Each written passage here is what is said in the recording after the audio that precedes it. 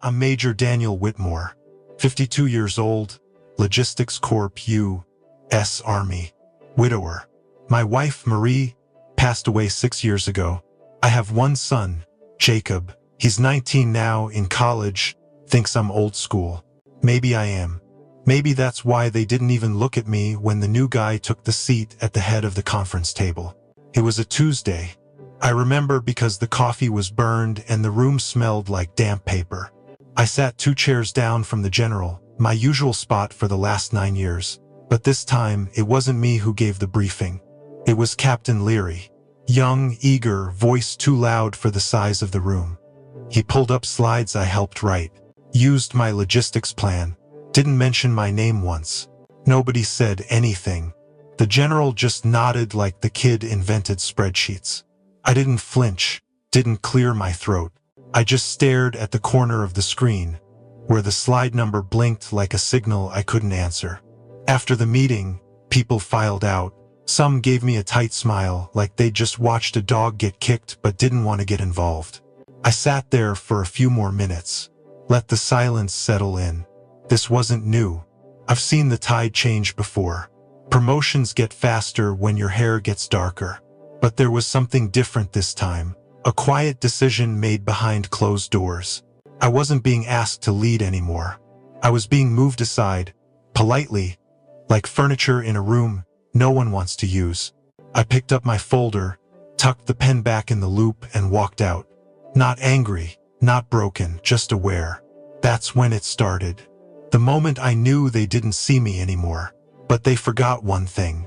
You don't bury a logistics officer without reading the fine print. Back when Fort Ashton was just a patch of stubborn dirt and wind, I was one of the first boots on the ground. No paved roads, no power grid, just blueprints, mud, and a whole lot of arguing about drainage. I remember standing out there with a folding table and a thermos, sketching supply routes on a laminated map while the wind tried to tear it out of my hands. They said it was unbuildable, said the terrain was wrong and the weather too brutal. But I knew what mattered. The train lines ran close. The soil was stable once you got under the frost. I spent weeks in borrowed trailers, eating cold rations, and marking where each storage hangar should go. It wasn't pretty work, but it was ours. I used to walk the perimeter at dawn, boots caked in red clay, mentally running through the arrival schedule for fuel convoys. I knew every delivery path, every inch of that place. I helped design the load zones, chose the angles on the access ramps so they wouldn't ice over in winter. When the first transport arrived under a February snow, I was the one guiding it in with a flashlight and a frozen nose. There was no fanfare, no ribbon cutting, just long days, busted knuckles, and a deep satisfaction when the trucks rolled in on time. I bled for that place, poured more sweat into the foundation than I care to admit, and I never once asked for a plaque, just wanted it to stand solid, long after I was gone. There was a winter when the fuel lines froze across 3 states. Trucks couldn't move. Generators stalled. Most of the newer officers panicked. I didn't. I rerouted supply from a decommissioned depot in Kansas, used a back-channel rail line nobody had touched in 10 years. We had heat back on in 36 hours. Another time, a storm buried the main road under 2 feet of mud. No one could get in or out. I used gravel meant for the helipad to stabilize the route, then organized round-the-clock shifts to keep it open. No orders, just instinct. Logistics doesn't wait for a meeting. It responds or it fails. Over the years, I rewrote shipment protocols, streamlined offload procedures, even redesigned how we stored perishables. It wasn't flashy, but it worked. Our waste dropped. Turnaround time improved. Supplies got where they needed to go, when they needed to get there. People ate. Missions launched. Nobody really asked how. They just assumed the system ran itself. That was the point. If you're doing logistics right, nobody notices. It just works. Quietly, efficiently, without headlines. I never minded. I wasn't in it for medals. I was in it because I believed in what we were building. A strong, self-sustaining post. A place that could hold in crisis and adapt in pressure. Still, when the commendations were handed out, my name never made the list. I'd be in the back, hands folded, nodding along while someone else took the stage. That's how it was. That's how it always is. But deep down, part of me hoped someone, someday, might remember who held the line when everything else cracked. The email came on a Thursday morning. Subject line, schedule adjustment. I'd seen enough of those to know it wasn't a request. The meeting was set in room 214. That was HR's turf. No agenda, just a time and a name. Captain Leary. I knew before I opened the door. He was already seated, tie perfect, posture stiff like he was holding his breath. Across the table sat a woman from personnel I'd only met once. She didn't smile, just tapped a pen against a folder with my name on it. Leary tried to speak first. Major Whitmore, he said, we appreciate your years of service. I didn't blink. Appreciation is what you offer when you're about to take something. He went on about restructuring, modern doctrine, future-focused operations, the same language they'd used in memos when they cut field teams and outsourced supply chain reviews to consultants with no dust on their boots. I sat still, no flinch, just waited for the real reason. You've been selected for phase transition, he said, effective next month. He didn't use the word retirement. That would have implied I had a choice. Personnel slid a packet across the table. Final pay summary, exit interview schedule, contact for benefits rollover. It was all there, pre-printed, ready to go. My name in bold on a paper I never signed. I asked one question, why now? Leary looked down, then at the HR rep. She stepped in. It's about aligning leadership with evolving expectations. That's what they called it. Evolving expectations. Not betrayal. Not convenience. Just a nice, clean phrase to wipe away 27 years of blood, sweat, and buried winters. I didn't shout. Didn't argue. That's not how you survive in logistics. I collected the folder, nodded once, and stood. Leary reached out like he thought I might need reassurance. I let his hand hang in the air, walked out, down the corridor, past the break room where my photo used to hang with the words, service above self. It wasn't there anymore. Outside, the wind had picked up, the same wind I used to fight with tarps and crates on winter drop days. I stood in the lot, folder under one arm, and watched a younger officer backing into my reserved spot. They didn't wait long to replace me. That's the thing about being dependable. People assume you'll never leave, so they don't bother saying goodbye. That night, I sat in my garage with the door half open, sipping cold coffee and listening to the hum of the base generators. I thought about the fuel lines I'd repaired, the pallets I'd shifted by hand when the forklifts failed, the storms I'd worked through while others took cover. Not one of those things mattered now, but the land still did. I pulled out a binder I hadn't opened in years. Dusty, thick, my name wasn't on the cover. Just a small embossed seal. Ashton Logistics Holdings, LLC. I flipped to page 7, Clause 4C, leaseholder rights. Then I smiled. Not wide, just enough to remind myself who I was. They might have forgotten what I built, but they didn't know what I owned. So I ask you this, who do you think manages the land lease for Fort Ashton? The next morning, I was in my basement by 5:30. Coffee in a chipped mug, tablet charging beside the old blueprint files. The floor was still cold, just like I remembered. I hadn't touched most of those boxes since Dana passed, but I knew exactly which one I needed.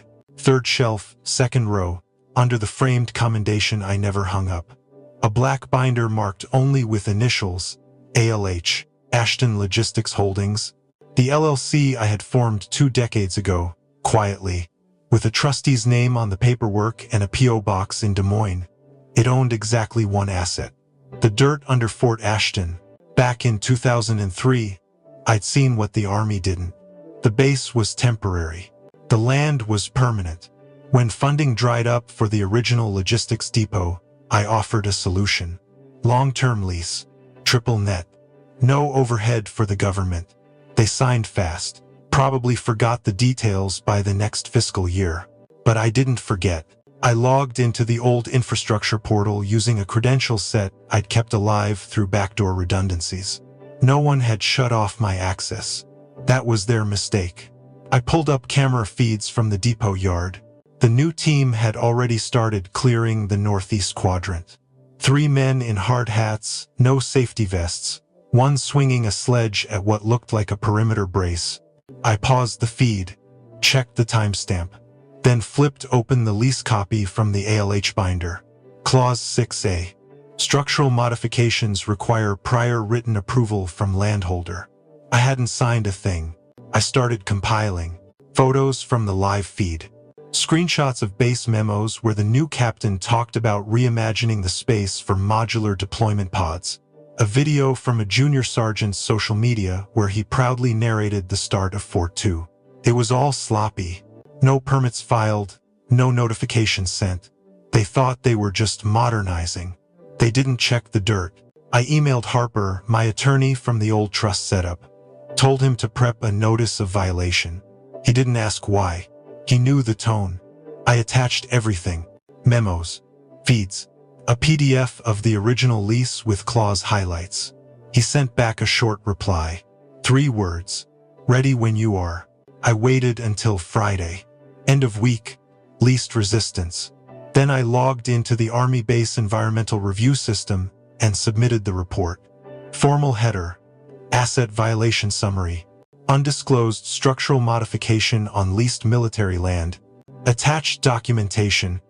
Sent a copy to the Office of Military Infrastructure Oversight, BCC, to Harper. Then I waited. The base stayed quiet that weekend. But Monday morning, just past 10, a tan SUV rolled through the north checkpoint.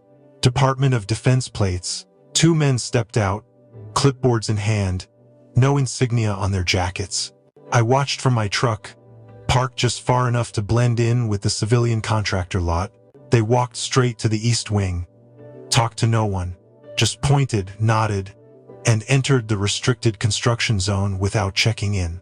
5 minutes later, work stopped. It didn't make the news, but inside the chain of command, it moved fast. A request for project suspension was filed by noon. By Tuesday, an internal audit team had arrived. The same officer who replaced me was now being reassigned pending review. And I never raised my voice, never made a speech, just showed them the page they forgot to read. I wasn't angry. I wasn't trying to get even. I just wanted them to remember that even in the Army, not everything is yours just because you wear the badge. Some things have deeper roots. They found me in a booth by the window at Joe's Diner. Same spot I'd been going to for years. Coffee black, no sugar, steam rising into the cold morning light. I saw them pull up from across the street. 1 SUV, government plates, doors opened in sync. Captain Leary stepped out first, face pale, then Colonel Marks. His expression didn't give anything away. They didn't order, didn't sit until I nodded at the seat across from me. Leary looked like he wanted to speak first. I didn't give him the chance. I slid a folded copy of the lease across the table, page marked with a yellow tab. Clause 4C, subpoint 3. No structural modifications without prior written approval from the landowner. Colonel Marks opened it, scanned the text, then looked up, eyes narrowed. Who are you exactly, Major Whitmore? I took a sip of my coffee. Calm, steady. I'm the managing trustee of Ashton Logistics Holdings, the company you've been sending rent checks to for 20 years. Leary blinked. You own the land? I nodded once. Through the trust. Quietly. Legally. Clean. Colonel Marks didn't flinch, but his fingers tightened around the edge of the paper. You sat on this for 2 decades? I built the base. The logistics, the layout, the ground systems. I knew its worth. So I preserved it. You changed the mission. Forgot the foundation. Leary stammered something about modernization, efficiency, protocol. I cut him off. You broke lease terms. You demoed without permit, without notice, and with staff still present. You jeopardized structural integrity under a federal lease. The colonel raised a hand. We're aware of the breach. What do you want? I leaned in, quiet but firm. You file an apology to the oversight board. You restore veteran pensions cut last fall. And you step back from all structural changes until a joint review clears it. He didn't like that. I could see the tension in his jaw. But he didn't argue. He knew I had him boxed. Leary looked like he'd swallowed glass. I turned to him. You tried to erase what I built. Now you'll explain to your superiors why the dirt you dismissed just outmaneuvered your whole plan. Colonel Marks closed the folder slowly. I'll get back to you, he said. Do that, I replied. But know this. Next time you touch that wall, I won't be this polite. They left without another word. No handshakes. No eye contact. Just the click of the door and the rumble of the SUV engine fading into the morning. And me? I finished my coffee. The base looked smaller now. Quiet, stripped bare. The way a house feels after the last box is gone. No more buzzwords on the walls. No chatter in the loading bay. Just echoes and dust. I parked near the fence, same spot I used to take my coffee during morning rounds. The wind moved light through the empty lot. Somewhere in the distance, a flag still hung, edges torn but upright. It was the only thing that hadn't shifted. I walked slow, not out of pain, just memory. Every crack in the concrete had a story. Every bolt in the ground had passed through my hands. The doors creaked when I pushed them open, like the building had been holding its breath. Inside, it smelled like stale air and wiped-down plastic. No furniture, no footsteps, just outlines on the floor where desks used to be. I found the admin wing out of habit. The hallway still had that faint lemon cleaner smell, probably muscle memory. She was there, Janice. Still carried her bag on the same shoulder, still had that clipped walk. She stopped when she saw me, then smiled, just a little. I didn't expect to see you again, she said. I nodded, just checking in. She looked around at the emptiness. You selling it? I shook my head. No, leasing it. To a nonprofit. Something for veterans. Maybe job training. This place should serve more than strategy briefings and rebrand slogans. She didn't say anything at first. Just nodded. Eyes softer now. Good. It deserves that. We stood in silence for a while. Nothing needed saying. She touched my arm once before leaving. Same old touch. Light but sure. The kind people forget to value. I walked out the back, toward the corner of the lot. The grass there was always stubborn. That spot got more sun, and right in the middle of it, the old cornerstone. My cornerstone. I kneeled, laid my hand flat against the stone. It was warm, solid, same as it had always been. You learn something in logistics. Not everything needs to be loud to last. Some things just need to hold.